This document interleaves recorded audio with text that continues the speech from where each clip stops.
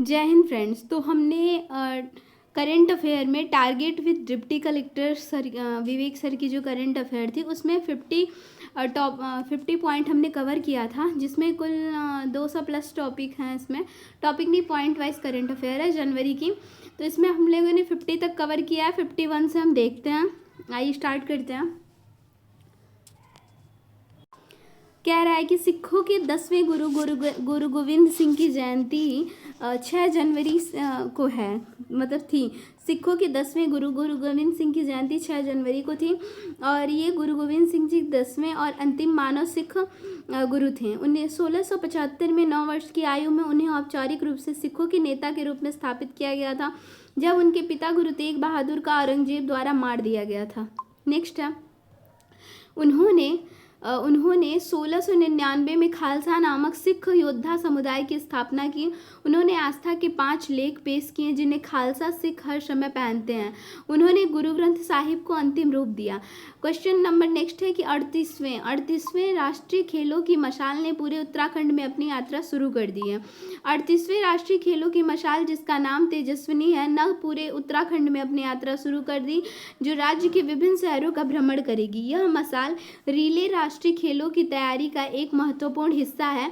यहाँ 28 जनवरी से 14 फरवरी 2025 तक होने वाली है मशाल तेजस्विनी की यात्रा। मशाल 13 जिलों के 99 स्थानों से होकर गुजरेगी। 3823 किलोमीटर लंबी यात्रा में नैनीताल, पिथौरागढ़, अल्मोड़ा, बागेश्वर जैसे प्रमुख जिले शामिल हैं। यह रैली 25 जनवरी 2025 को देहरादून में संपन्न होगी। 38वें राष्ट्रीय खेल तिथियां 28 जनवरी से 14 फरवरी 2025 तक है। मुख्य स्थल है राजीव गांधी अंतर्राष्ट्रीय स्टेडियम, देहरादून। तो यहाँ पे हमने देखा 38वें राष्ट्रीय खेल के बारे में, कब से जो ये है होने वाला है, 28 जनवरी से 14 फरवरी तक 2025 तक होने वाला है। और कितने ज़िले में, इंपॉर्टेंट यही फैक्ट है, 13 जिलों में 99 स्थानों से होकर गुजरेगी। और ये 3823 किलोमीटर लंबी यात्रा तो तय करेगी, जिसमें नैनीताल, पिथौरागढ़, अल्मोड़ा, बागेश्वर जैसे प्रमुख जिले। तो जिले भी पूछ सकता है, ठीक है। और यह रैली 25 जनवरी 2025 को कहाँ पहुँचेगी, तो देहरादून को संपन्न होगी। अब नेक्स्ट हम देखेंगे कि मास्कट एंथम और लोगो मुख्यमंत्री पुष्कर सिंह धामी द्वारा उद्घाटन के दौरान इनका अनावरण किया गया। प्रतिभागी पूरे देश से एथलीट विभिन्न खेलों में हिस्से जैसे लेंगे, जैसे एथलेटिक्स, हॉकी, फुटबॉल और बैडमिंटन से। सिक्किम में भारत का पहला जैविक मत्स्य पालन क्लस्टर शुरू किया गया। केंद्रीय मंत्री रंजन सिंह ने के तहत स्थिरता को बढ़ावा देने हेतु सिक्किम के सोरेंग में भारत का पहला जैविक मत्स्य पालन क्लस्टर लॉन्च किया गया। जैविक मछली पालन से हानिकारक रसायनों से बचा जा सकेगा। वैश्विक पर्यावरण के प्रति जागरूक बाजारों में प्रवेश किया जा सकेगा। साथ ही नाबार्ड वित्तीय और तकनीकी सहायता प्रदान करेगा। पूर्वोत्तर राज्यों के लिए 50 करोड़ रुपए की परियोजनाओं का भी गुवाहाटी में उद्घाटन किया गया। नेक्स्ट है कि प्रधानमंत्री नरेंद्र मोदी ने आयुर्वेद अनुसंधान संस्थान की नींव रखी। तो इसके बारे में देखते हैं कि प्रधानमंत्री मोदी जी ने नई दिल्ली के रोहिणी में एक केंद्रीय आयुर्वेद अनुसंधान संस्थान भवन की आधारशिला रखी। कहाँ पे रखी, तो नई दिल्ली में के रोहिणी में। नए अत्याधुनिक भवन का निर्माण करीब 185 करोड़ रुपए में होगा। केंद्रीय आयुर्वेद अनुसंधान संस्थान की स्थापना 1979 में हुई थी और 2.92 एकड़ में फैली नई सुविधा में आयुर्वेद अनुसंधान को आगे बढ़ाने के लिए समर्पित 100 बिस्तरों वाला अनुसंधान अस्पताल होगा। नेक्स्ट क्वेश्चन है कि लोकसभा अध्यक्ष ओम बिरला ने पंचायत से संसद 2.0 लॉन्च किया। ओम बिरला ने नई दिल्ली में पंचायत से संसद 2.0 कार्यक्रम का उद्घाटन किया, जिसमें 20 राज्यों और केंद्र शासित प्रदेशों में 500 निर्वाचित महिला प्रतिनिधियों ने भाग लिया। इस कार्यक्रम का उद्देश्य शासन नेतृत्व के ज्ञान के माध्यम से पंचायती राज संस्थाओं में अनुचित जनजातियों की महिलाओं को सशक्त बनाना है। महिला नेताओं का लक्ष्य सरकारी योजनाओं के जमीनी स्तर पर क्रियान्वयन को मजबूत करना है। नेक्स्ट है, वियतनाम की राजधानी हनोई को दुनिया का सबसे प्रदूषित शहर घोषित किया गया। तो वियतनाम की राजधानी हनोई को हाल ही में दुनिया में सबसे प्रदूषित शहर घोषित किया गया। इस खतरनाक स्थिति की पुष्टि air visual air IQ air के आंकड़ों से हुई है, जिसमें बताया गया कि हवा में PM 2.5 कणों की सांद्रता काफ़ी हद तक पहुंच गई है, जो सुरक्षित सीमा से ऊपर। शहर में विशेष रूप से PM 2.5 का स्तर 266 माइक्रोग्राम प्रति घन मीटर दर्ज किया गया, जो विश्व स्वास्थ्य संगठन द्वारा अनुशंसित अधिकतम दैनिक जोखिम से 15 गुना अधिक है। अमेरिकी राष्ट्रपति ने 19 व्यक्तियों को प्रेसिडेंशियल मेडल ऑफ फ्रीडम से सम्मानित किया है। राष्ट्रपति जो बाइडेन ने हिलरी क्लिंटन, जॉर्ज सोरस, बोनो माइकल, जे फॉक्स और मैजिक जॉनसन सहित 19 व्यक्तियों को प्रेसिडेंशियल मेडल ऑफ फ्रीडम से सम्मानित किया है। मरणोपरांत पुरस्कार में रॉबर्ट AF कैनेडी और एस्टन कार्टर, फैनी लू हैमर, जॉर्ज रोमनी शामिल थे। लियोनेल मेसी का भी नाम था, लेकिन वह व्हाइट हाउस समारोह में शामिल नहीं हो सके। ओडिशा के मुख्यमंत्री ने आदिवासी मेले में जनजातीय कल्याण योजना शुरू की। ओडिशा के मुख्यमंत्री मोहन चरण मांझी ने दिवसीय प्रसिद्ध आदिवासी मेले का उद्घाटन किया, जो शहीद माधो सिंह हाथ खर्चा योजना शुरू की। इस पहल के तहत 2 लाख आदिवासी छात्रों को 5,000 रुपये की एक मुश्त वार्षिक सहायता प्रदान की जाएगी। इस योजना के लिए 156 करोड़ रुपए का बजट आवंटित किया गया है। नेक्स्ट क्वेश्चन है कि कृषि विस्तार प्रणाली को बेहतर बनाने के लिए IIT मद्रास ने केंद्र सरकार के साथ साझेदारी की है। तो केंद्रीय प्रौद्योगिकी संस्थान मद्रास ने डिजिटलीकरण के माध्यम से कृषि विस्तार प्रणाली की दक्षता और प्रभावशीलता में सुधार करने के लिए केंद्रीय कृषि और किसान कल्याण मंत्रालय के साथ एक परियोजना पर सहयोग किया है। विस्तार कृषि संसाधनों तक पहुंचने के लिए वर्चुअली एकीकृत प्रणाली एक पायलट परियोजना है, जिसमें संस्थान की विशेषज्ञता उपयोग किया जाएगा। नेक्स्ट देखेंगे 67वीं राष्ट्रीय शूटिंग चैंपियनशिप में वरुण तोमर चमके। भारतीय सेना के वरुण तोमर ने नई दिल्ली में doctor Karni Singh shooting range में पुरुषों की 10 मीटर एयर पिस्टल फाइनल जीता। रजत प्रद्युमन ने, कांस्य आकाश भारद्वाज ने, वरुण तोमर ने पुरुषों की जूनियर 10 मीटर एयर पिस्टल में स्पर्धा जीती। रजत निखिल। दुनिया की सबसे बुजुर्ग महिला टोमिको इटुका का 116 वर्ष की आयु में निधन हो गया। गिनीज वर्ल्ड रिकॉर्ड्स के अनुसार दुनिया की सबसे बुजुर्ग महिला का खिताब जीतने वाली जापानी महिला का निधन। बुजुर्ग नीति अधिकारी योशित्सुगो नागाटा के अनुसार टोमिका इटुका 116 वर्ष की थी और ह्योगो प्रांत के अशिफा में एक कायर होम में उनकी मृत्यु हो गई। केयर होम में उनकी मृत्यु हो गई। ये एक केयर होम में उनकी मृत्यु हो गई। सुश्रिका इटुका का जन्म 1908 में हुआ था और ये है कि जेरेंटोलॉजी रिसर्च ग्रुप के अनुसार 117 वर्षीय मारिया ब्रान्यास की मृत्यु के बाद पिछले साल वह सबसे बुजुर्ग व्यक्ति बन गई हैं। 18वां प्रवासी भारतीय दिवस सम्मेलन 2025 भुवनेश्वर में शुरू किया गया। कहाँ पे शुरू किया गया? भुवनेश्वर में। 18वां प्रवासी भारतीय दिवस PBT सम्मेलन 8 जनवरी ओडिशा के भुवनेश्वर में आयोजित किया गया। इस 3 दिवसीय सम्मेलन का विषय विकसित भारत में प्रवासी भारतीयों का योगदान। 50 से अधिक विभिन्न देशों में बड़ी संख्या में प्रवासी भारतीयों ने PBT सम्मेलन में भाग लेने के लिए पंजीकरण कराया। प्रधानमंत्री नरेंद्र मोदी PBT सम्मेलन का उद्घाटन करेंगे। इसमें मुख्य अतिथि त्रिनिदाद और टोबैगो गणराज्य के राष्ट्रपति क्रिस्टिन कार्ला कंगालू द्वारा वर्चुअल संबोधन दिया जाएगा। एयर कमांडोर देवकी नंदन साहू ने तुगलकाबाद बेस रिपेयर डिपो का कमान संभाली। एयर कमांडर देवकी नंदन साहू ने एयर कमांडर ऋषि शेठ का स्थान लेते हुए तुगलकाबाद बेस रिपेयर डिपो की कमान संभाली। 30 मई 1994 को भारतीय वायुसेना की एरोनॉटिकल इंजीनियरिंग शाखा में कमीशन प्राप्त एयर कमांडोर साहू अपने नए कमांड 3 दशकों से अधिक का शानदार करियर लेकर आए हैं। Air force technical college, defence services staff college और college of air warfare Secunderabad से स्नातक। उन्हें विमानन प्रणालियों और गाइडेड वेपन मिसाइल प्रौद्योगिकियों में उनकी व्यापक विशेषज्ञता के लिए जाना जाता है। खगोलविदों ने नई अल्फा डिफ्यूज गैलेक्सी की खोज की है। भारतीय खगोल भौतिकी संस्थान के खगोलविद और उनके सहयोगियों ने एक नई अल्ट्रा डिफ्यूज आकाशगंगा की खोज की है। यह नक्षत्र लियो में पृथ्वी से 430 मिलियन प्रकाश वर्ष दूर है। यह आकाशगंगा अब तक खोजी गई सबसे लंबी टाइटल टेड नोक पर स्थित है, जो आकाशगंगा NGC 3785 से फैली हुई है। टाइटल टेल तारों और अंतरतारकीय गैस की एक लंबी कतार है। टाइटल टेल अल्ट्रा डिफ्यूज आकाशगंगाओं के गठन के बारे में सुराग रखती है। नेक्स्ट है FIUIND और IRDAI ने AML SCFT सहयोग के लिए MOU का हस्ताक्षर किया। वित्तीय खुफिया इकाई भारत FIUIND और भारतीय बीमा विनियामक और विकास प्राधिकरण ने धन शोधन निवारक अधिनियम विनियमों को लागू करने के लिए समन्वय बढ़ाने के लिए नई दिल्ली के एक समझौता ज्ञापन पर हस्ताक्षर किया। प्रमुख क्षेत्रों में खुफिया जानकारी साझा करना, नोडल अधिकारियों की नियुक्ति, रिपोर्टिंग संस्थाओं के लिए प्रशिक्षण, PMLA और IRDAI दिशा निर्देशों के अनुपालन की निगरानी शामिल है। नेक्स्ट है केंद्रीय गृह मंत्री अमित शाह ने भारत पोल पोर्टल लॉन्च किया है। तो इसमें देखेंगे कि पोर्टल का केंद्रीय जांच ब्यूरो CBI द्वारा विकसित किया गया। यह पोर्टल इंटरपोल के माध्यम से अंतर्राष्ट्रीय सहायता के लिए सभी अनुरोधों प्रसंस्करण को सुव्यवस्थित करेगा। इन अनुरोधों में रेड नोटिस और अन्य रंग कोडित इंटरपोल नोटिस जारी करना शामिल है। भारत पोर्टल भारतीय कानून प्रवर्तन एजेंसियों को सुविधा प्रदान करेगा।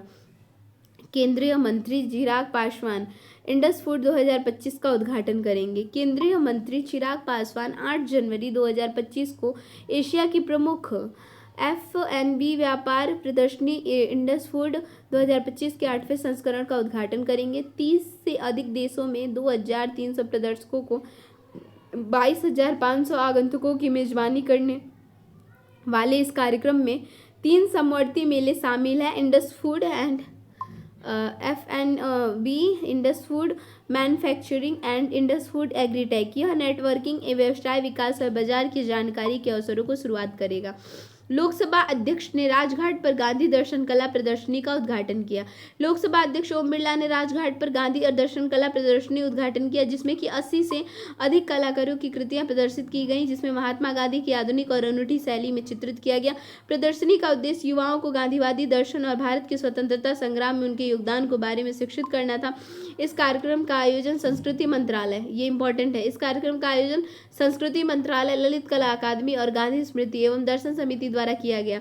ये सबसे मोस्ट इंपॉर्टेंट है कि किसके द्वारा किया गया, तो संस्कृति मंत्रालय, ललित कला अकादमी और गांधी स्मृति दर्शन समिति द्वारा किया गया था। इंडोनेशिया आधिकारिक तौर पर ब्रिक्स का पूर्ण सदस्य बन गया। ब्रिक्स के अध्यक्ष ब्राजील ने घोषणा की कि इंडोनेशिया ब्रिक्स का पूर्ण सदस्य के रूप में शामिल हो गया। इंडोनेशिया दुनिया का चौथा सबसे अधिक आबादी वाला देश है। इंडोनेशिया ने अपनी नई सरकार की स्थापना के बाद औपचारिक रूप समूह से ब्रिक्स में शामिल होने की अपनी रुचि के बारे में सूचित किया।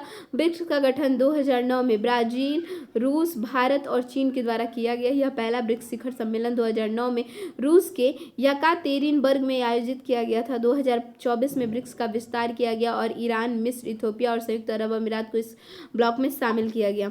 गुजरात में भारत की पहली तटीय वेडर्स जनगणना, देखिए ये इंपॉर्टेंट है।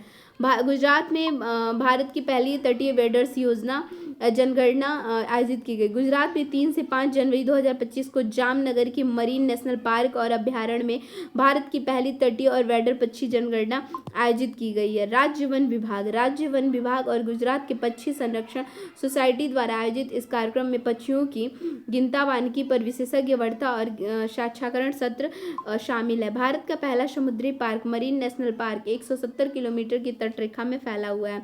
8 जनवरी पृथ्वी का घूर्णन दिवस। 8 जनवरी पृथ्वी का घूर्णन दिवस। अगर हम पृथ्वी को घूर्णन करते हैं तो ठाठ से करते हैं, जी जान लगा के, तो ठाठ से मतलब 8 और जी जान लगा के करते हैं तो जनवरी। 8 जनवरी को मनाया गया है। यह दिन पृथ्वी की 24 घंटे की घूर्णन अवधि के बारे में जागरूकता को प्रोत्साहित करता है, जो समय की अवधारणा और घंटे, मिनट और सेकंड के विभाजन का आधार बनता है। पृथ्वी का घूर्णन दिवस फ्रांसीसी भौतिक वैज्ञानिक लियोन फैकॉल्ट के 1851 के प्रमाण की वर्षगांठ मनाता है कि पृथ्वी अपनी धुरी पर घूमती है। यह दिन पेरिस फौकाल्ट के पहले सार्वजनिक प्रदर्शन का भी सम्मान करता है। पृथ्वी का व्यास उत्तर से दक्षिण ध्रुवों की ओर 12,714 किलोमीटर और भूमध्य रेखा के माध्यम से 12,756 किलोमीटर है। नाड़ी तरंगिनी पहला आयुर्वेद निदान उपकरण CDSCO से स्वीकृति।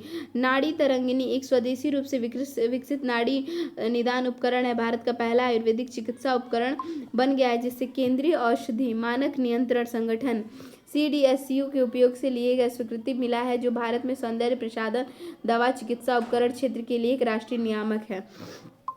प्रतिष्ठित इंस्टीट्यूट ऑफ केमिकल टेक्नोलॉजी के चांसलर और मराठी विज्ञान परिषद के अध्यक्ष पद्म विभूषण प्रोफेसर JV जोशी के दिमाग की उपज इस उपकरण को IIT बॉम्बे में 6 साल से अधिक गहन शोध कार्य के बाद डॉक्टर अनिरुद्ध जोशी द्वारा विकसित किया गया था। नेक्स्ट है सुजुकी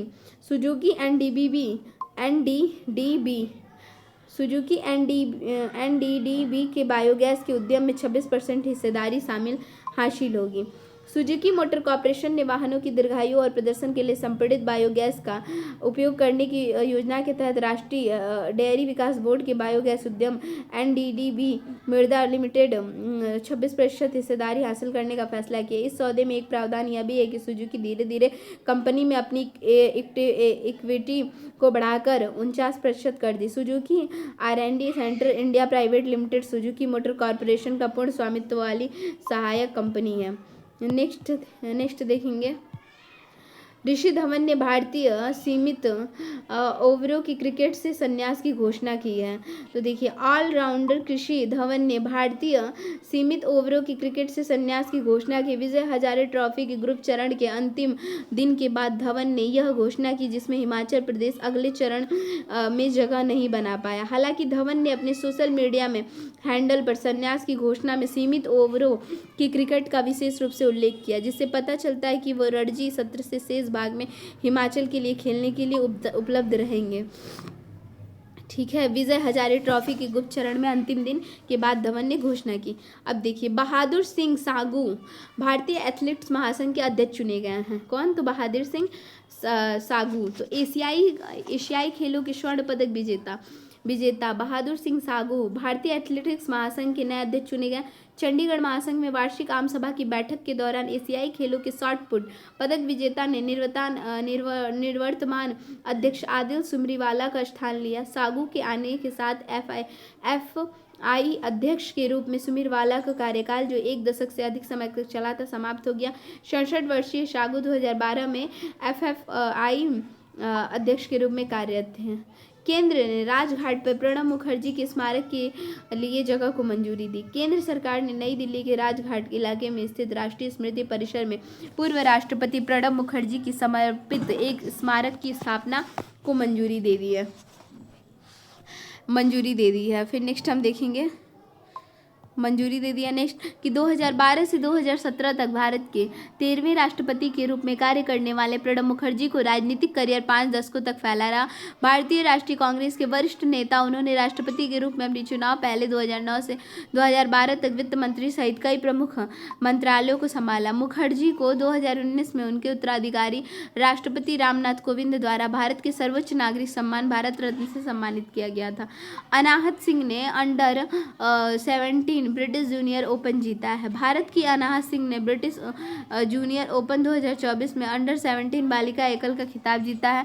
उन्होंने मिस्र की मलिका एल कराची का रोमांचक फाइनल में 3-2 से हराया। यह ब्रिटिश जूनियर ओपन में उनका तीसरा खिताब है। इससे पहले उन्होंने अंडर 11 और अंडर 15 में श्रेणियों को जीत दर्ज की। 16 वर्षीय अनाहत एक उभरती स्क्वैश स्टार है, जिन्होंने पिछले वर्ष 9 PSA चैलेंजर खिताब जीता। अनाहत सिंह जो है वो कौन है? तो स्क्वैश स्टार है। ठीक है, ये इंपॉर्टेंट है, स्क्वैश स्टार है। उन्होंने उनके बारे में स्क्वैश स्टार है और कौन सा खिताब जीती हैं? तो तीसरा खिताब जीती हैं ब्रिटिश जूनियर ओपन में। नेक्स्ट हम देखते हैं, यहाँ पे दिया है, भारत और अमेरिका ने भारतीय नौसेना के लिए अमेरिकी सोनोबाय के सह उत्पादन की घोषणा की है। ठीक है, भारत और अमेरिका ने भारतीय नौसेना के लिए अमेरिकी सोनोबाई के 100 उत्पादन की घोषणा की है। तो ये इसके बारे में देखते हैं कि भारत और अमेरिका ने हाल ही में भारतीय नौसेना के अंडरसी डोमेन अवेयरनेस यूडीए के लिए अमेरिकी सोनोबाई के सह उत्पादन पर सहयोग की घोषणा की, जो एक हाई टेक्नोलॉजी और गहरे समुद्र महासागर में पनडुब्बियों को ट्रैक करने का कार्य करती है। वित्त वर्ष 2025 में भारत की वास्तविक जीडीपी वृद्धि दर घटकर 6.4% रह जाएगी। राष्ट्रीय सांख्यिकी कार्यकालय ने वित्त वर्ष 2025 में भारत की वास्तविक जीडीपी वृद्धि दर 6.4% रहने का अनुमान लगाया, जो वित्त वर्ष 2024 में कितनी हो गई है, तो 8.2% है। वास्तविक सकल मूल्य वर्धित में भी 6.4% की वृद्धि होने का अनुमान है, जबकि पिछले वित्त वर्ष में यह 7.2% थी। व्यापक आर्थिक मंदी के बीच कृषि जीवीए में वित्त वर्ष 2024 में 1.4% से 3.8% तक उल्लेखनीय वृद्धि होने का अनुमान है। संजीव कुमार शर्मा सिग्नेचर ग्लोबल के सीएफओ नियुक्त हुए हैं। सिग्नेचर ग्लोबल ने संजीव कुमार शर्मा को अपना मुख्य वित्तीय अधिकारी नियुक्त किया, जो 7 जनवरी 2025 से प्रभावी होंगे। 1997 में चार्टर्ड अकाउंटेंट के रूप में कार्यरत शर्मा वित्तीय नियोजन, M&A, कराधान और विभिन्न क्षेत्रों में रणनीतिक निर्णय लेने में लगभग 30 वर्षों की विशेषज्ञता रखते हैं। उनकी पिछली भूमिकाओं में Brookfield properties, Blackstone, BPTP, M3M India, ICCI के नेतृत्व के पद शामिल है। विश्व हिंदी दिवस 10 जनवरी को। विश्व हिंदी दिवस 2025 की थीम हिंदी एकता और सांस्कृतिक गौरव का वैश्विक आवाज। यह दिवस हर साल 10 जनवरी को मनाया जाता है, जिसका उद्देश्य हिंदी भाषाओं का प्रचार प्रसार करना और सांस्कृतिक महत्वता को उजागर करना। नेक्स्ट है 18वां प्रवासी भारतीय दिवस सम्मेलन। 18वां प्रवासी भारतीय दिवस सम्मेलन 8 से 10 जनवरी भुवनेश्वर में आयोजित किया गया। सम्मेलन का आयोजन उड़ीसा राज्य सरकार के साझेदारी में किया जा रहा है। 2017 से प्रवासी भारतीय दिवस सम्मेलन प्रत्येक 2 वर्ष में आयोजित किया जाता है। इस प्रवासी भारतीय दिवस सम्मेलन का विषय विकसित भारत में प्रवासी भारतीयों का योगदान। नेक्स्ट हम देखेंगे जॉन ड्रॉमनी महात्मा ने घाना के राष्ट्रपति के रूप में शपथ ली है। तो देखिए जॉन ड्रॉमनी महामा ने दिसंबर में चुनाव जीतने के बाद घाना के राष्ट्रपति के पद संभाला है। तो जॉन जो है वो जॉन डमानी महामा, तो देखिए जो एक ना अयोध्या अकबर देता था, उसमें रहता था ना महामंगा। तो महामंगा जो थी ना वो घने बाल रखती थी, बस ऐसे ही याद कर लेगी। जो माहम थी उनको माहम अकबर कहते थे। माहम जो थी ना वो घने बाल रखती थी। तो जब माहम आएगा तो घने बाल से गाना आपको माइंड में रिलेट हो जाएगा, ठीक है। अब नेक्स्ट देखते हैं कि उन्होंने रोजगार सृजन के लिए निजी क्षेत्र के साथ साझेदारी करके युवा बेरोजगारी को निपटाने का संकल्प लिया। 1958 में जन्मे महामा ने इससे पहले 2012 से 17 तक घाना के राष्ट्रपति के रूप में कार्य किया। राष्ट्रपति सुबियांतो गणतंत्र दिवस के मुख्य अतिथि होंगे। इंडोनेशिया के राष्ट्रपति प्रबोवो सुबियांतो ने 2025 में गणतंत्र दिवस के परेड के मुख्य अतिथि बनने के लिए नई दिल्ली के निमंत्रण और औपचारिक रूप से स्वीकार कर लिया। इंडोनेशिया के जो राष्ट्रपति हैं कौन थे, तो देखिए प्रबोवो सुबियांतो। तो देखिए डॉन जो होता है ना वो सबको क्या करता है, तो उसको सबको सुबियांतो मतलब कि नहीं, ऐसे इंडोनेशिया और ये इंपॉर्टेंट है थोड़ा, तो ऐसे देख लेंगे। इंडोनेशिया के राष्ट्रपति प्रबोवो सुबियांतो 2025 में गणतंत्र दिवस के परेड में मुख्य अतिथि बनने के लिए नई दिल्ली के निमंत्रण को औपचारिक रूप से स्वीकार कर लिया। प्रधानमंत्री मोदी के तीसरे कार्यकाल के वे पहले अतिथि के रूप में सुबियांतो का चयन इस बात का संकेत है कि भारत इंडोनेशिया के साथ द्विपक्षीय संबंधों और अपनी एक्ट ईस्ट नीति को कितना महत्व देता है। इस यात्रा की दोनों पक्षों के बीच रणनीतिक सहयोग और अच्छा संबंधों की आगे बढ़ाने की उम्मीद है। भारत के पहले गणतंत्र दिवस अतिथि इंडोनेशिया के राष्ट्रपति सुकार्नो थे, जो गुटनिरपेक्ष आंदोलन के स्वर्णिम वर्षों के दौरान देश के प्रधानमंत्री जवाहरलाल नेहरू के प्रमुख सहयोगी थे। इंडोनेशिया के बारे में, इसकी जो राजधानी है वो जकार्ता है। इंडोनेशिया की राजधानी जकार्ता, मुद्रा रुपया है, आधिकारिक भाषा इंडोनेशियाई है। नेक्स्ट देखते हैं इसमें राष्ट्रपति कौन है। तो राष्ट्रपति इसके हैं प्रबोवो शुभियांतो। कौन है इसके राष्ट्रपति? तो प्रबोवो शुभियांतो।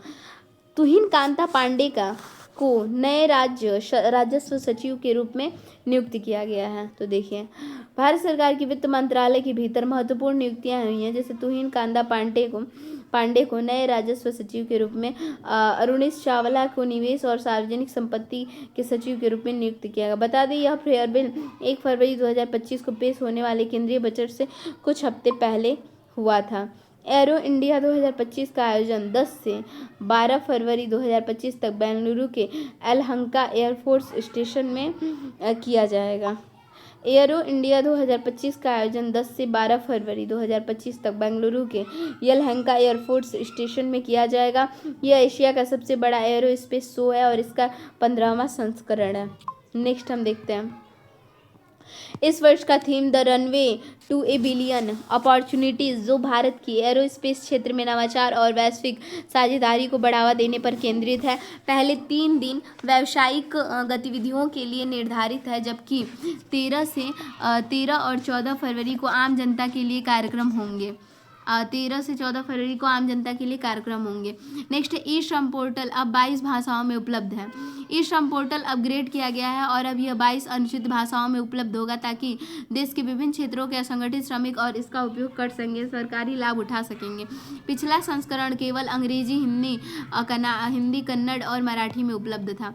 तमिलनाडु के सीएम सिंधु लिपि ई डिकोड करने वाले को $1 मिलियन के पुरस्कार की घोषणा की। तमिलनाडु के मुख्यमंत्री स्टालिन ने एक अंतर्राष्ट्रीय सम्मेलन के दौरान सिंधु घाटी की अलिखित लिपि को डिकोड करने के लिए $1 मिलियन देने का वादा किया।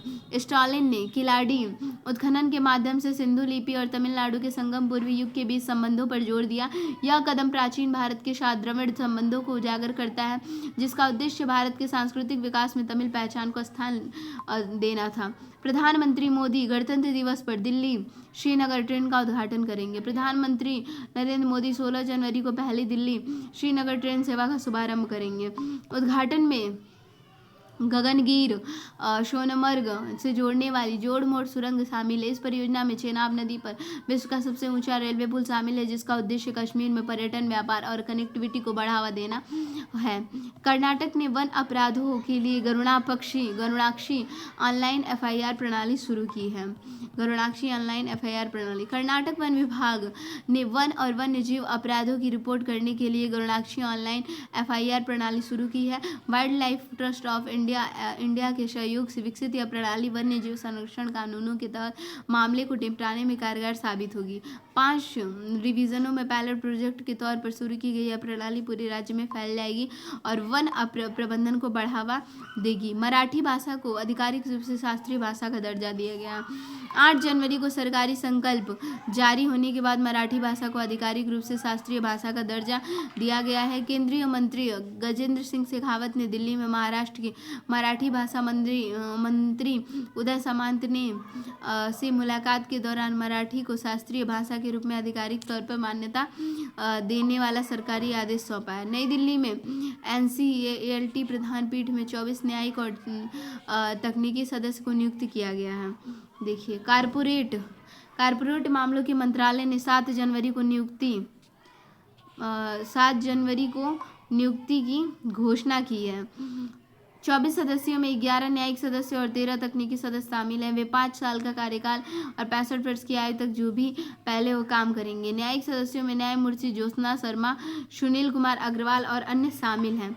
तकनीकी सदस्यों में रीना सिन्हा पुरी, सिद्धार्थ मिश्रा और अन्य शामिल हैं। नेक्स्ट देखेंगे हिमाचल प्रदेश में लोक प्रशासन संस्थान का नाम बदलकर मनमोहन सिंह के नाम पर रखा गया। हिमाचल प्रदेश में मंत्रिमंडल ने हिमाचल प्रदेश लोक प्रशासन संस्थान का नाम बदलकर डॉक्टर मनमोहन सिंह हिमाचल प्रदेश लोक प्रशासन संस्थान रखने को मंजूरी दी है। मुख्यमंत्री सुखविंदर सिंह सुक्खू ने राज्य के विकास में डॉक्टर सिंह के योगदान की सराहना की है। नेक्स्ट हम देखेंगे कि मंत्रिमंडल ने मंत्रिमंडल ने नशीली दवाओं के दुरुपयोग और संगठित अपराध से निपटने के लिए एक विशेष कार्य बल का भी स्थापना की है। अंजी खात पुल भारत का पहला केबल स्टेट रेल पुल है। जम्मू कश्मीर के रियासी जिले में 725.5 मीटर की लंबाई में फैले इस पुल को 193 मीटर ऊंचा खंभा है और यह 213 किलोमीटर प्रति घंटे की हवा की गति को झेल सकता है। इसमें डोका जंप फॉर्म और हाइब्रिड फाउंडेशन जैसी उन्नत विधियों को एकीकृत किया गया है। साथ ही IITs और अंतर्राष्ट्रीय फर्मों को COWL डिजाइन इनपुट से भी लिया गया है। नेक्स्ट है USBRL परियोजना का हिस्सा। यह क्षेत्र के लिए बेहतर कनेक्टिविटी, पर्यटन और आर्थिक विकास का वादा करता है। प्रधानमंत्री नरेंद्र मोदी ने भारत का पहला ग्रीन हाइड्रोजन हब लॉन्च किया है। कहाँ पे? तो देखिए, प्रधानमंत्री नरेंद्र मोदी ने राष्ट्रीय हित हाइड्रोजन मिशन के तहत विशाखापत्तनम में, कहाँ पे? विशाखापत्तनम में भारत के पहले हरित हाइड्रोजन हब की नींव रखी है। NTPC ग्रीन एनर्जी के संयुक्त प्रयास से शुरू की गई इस परियोजना का लक्ष्य 20 गीगावाट अक्षय ऊर्जा और 1500 TPD हरित हाइड्रोजन का उत्पादन करना है। इस पहल से आंध्र प्रदेश में 1.85 लाख करोड़ रुपए का निवेश आने और रोजगार के महत्वपूर्ण अवसर उत्पन्न होने का अनुमान है। फिर नेक्स्ट देखेंगे कि उत्तर प्रदेश के CM योगी आदित्यनाथ ने प्रयागराज में ऑल इंडिया रेडियो के विशेष कुंभवाणी चैनल का उद्घाटन किया है।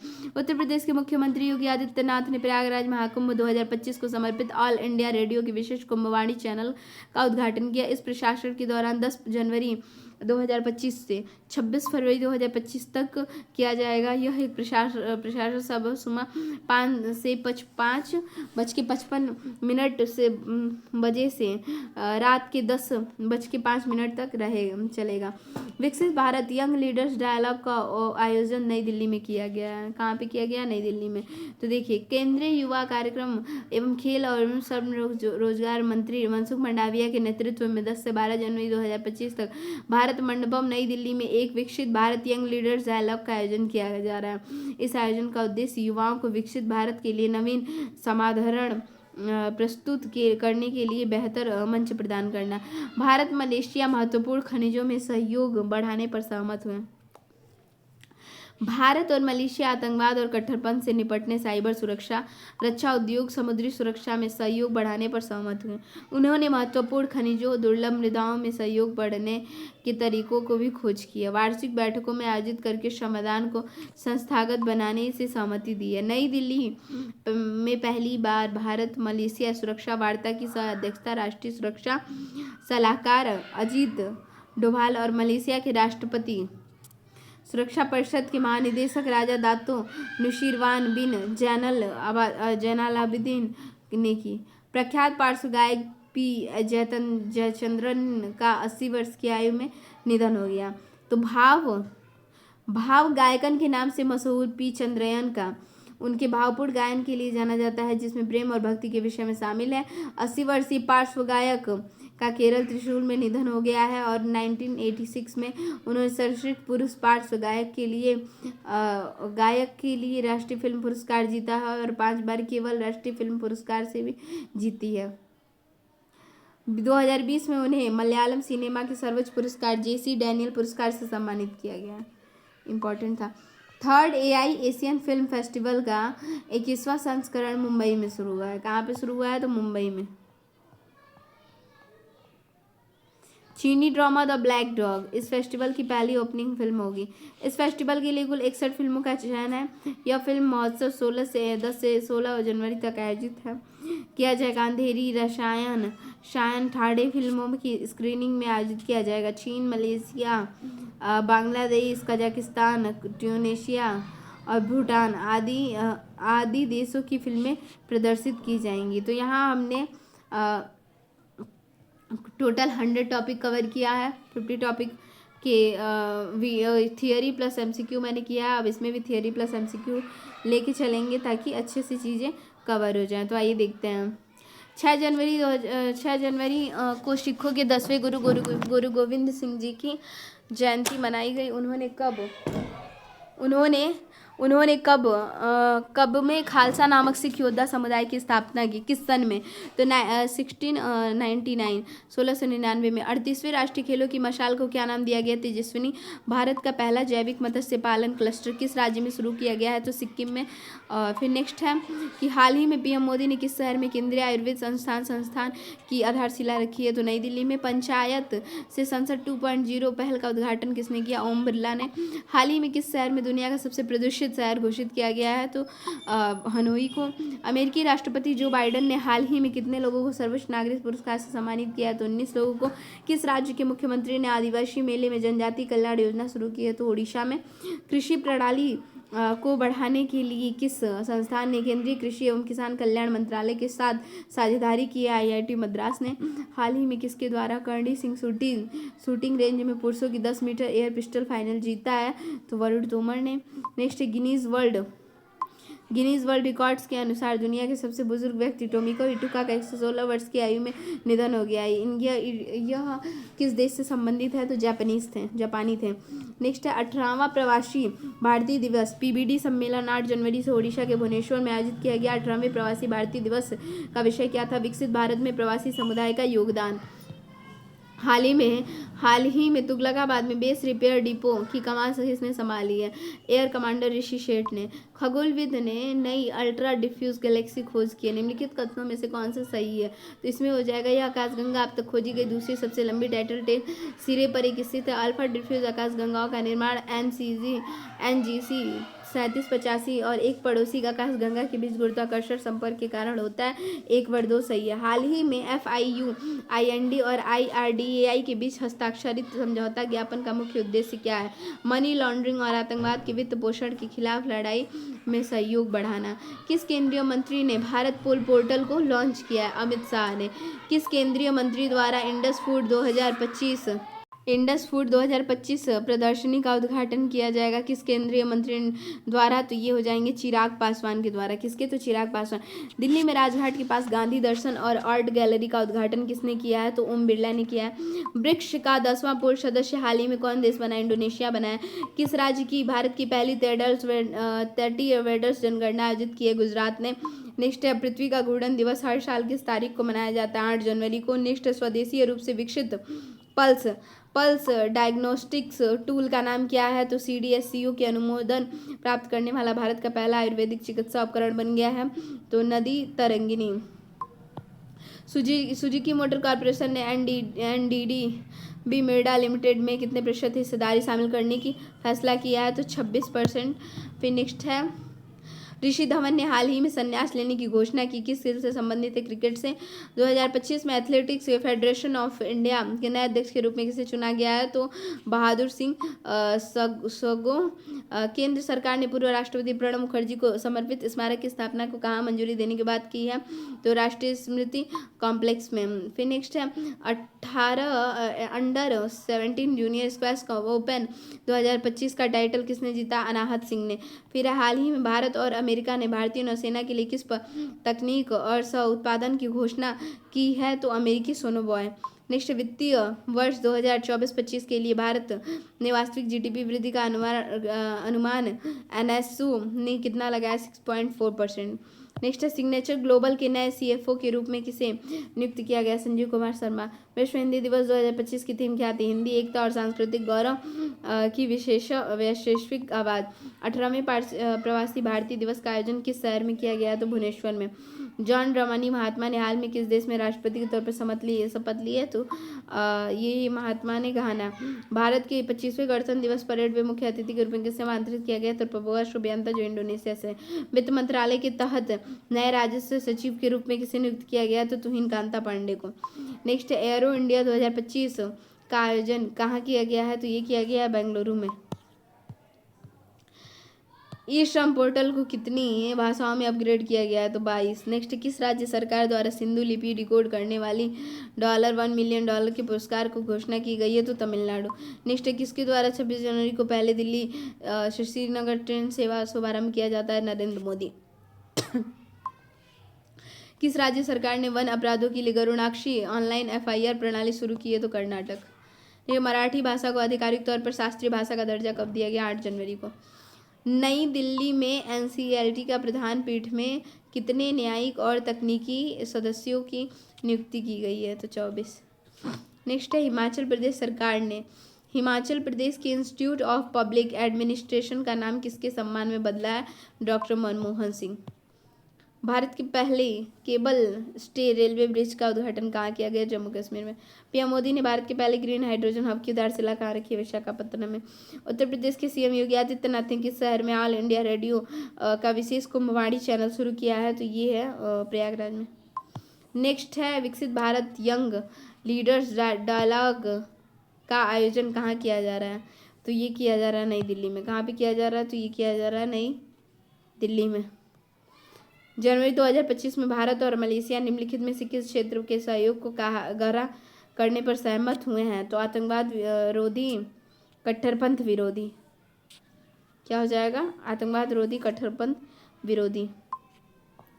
पार्श्व गायक बी जयचंद्रन का 9 जनवरी 2025 को निधन हो गया है। वह दक्षिण भारतीय सिनेमा खासकर फिल्म उद्योग के सबसे प्रसिद्ध आवाज़ों में से एक हैं। मलयालम। थाई आई एशियन फिल्म फेस्टिवल का 21वां संस्करण शुरू हुआ था कहाँ से? तो मुंबई से। तो इसमें हम लोगों ने 100 क्वेश्चन कवर कर लिए हैं। बाकी जो 50 क्वेश्चन है उसकी थियरी चैनल पे अपलोड है, और ये इसका एमसीक्यू फॉर्मेट था। बाकी सारी भी करंट अफेयर जल्द से जल्द चैनल पर प्रोवाइड की जाएगी। Thanks for watching.